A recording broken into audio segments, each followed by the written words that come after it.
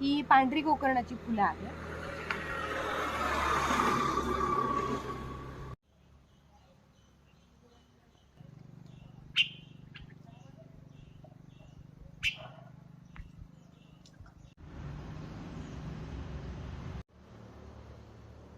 ही निळी गोकर्णाची फुलं आहेत, एकपदरी आहेत ही.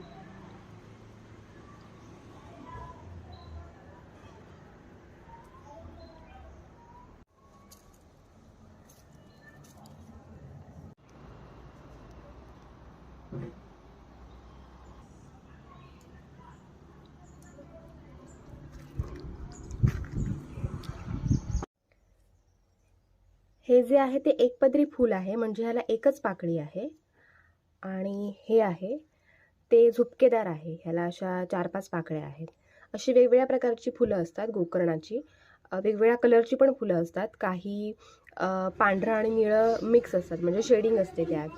गुलाबीसुद्धा असतात, गुलाबी पांढरे मिक्स असतात. गोकर्णाच्या फुलांचा चहा तणाव कमी करण्यासाठी, चांगली झोप येण्यासाठी खूप उपयुक्त आहे. तर आता मी तोच चहा बनवते. तर पाणी घेतलंय, त्यात आता ही फुलं टाकते सगळी.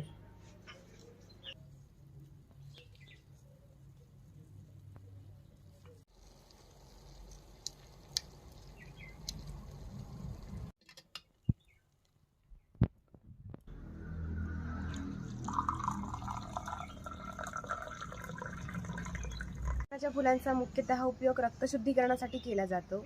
तसेच याच्या शेंगा, साली, मुळं, पानं यांचा वापर सर्दी, खोकला आणि दम्यासारख्या आजारांवर पण केला जातो. गोकर्णाच्या फुलांचा चहा मी बनवून तयार केला आहे. आता तो पिऊन बघते.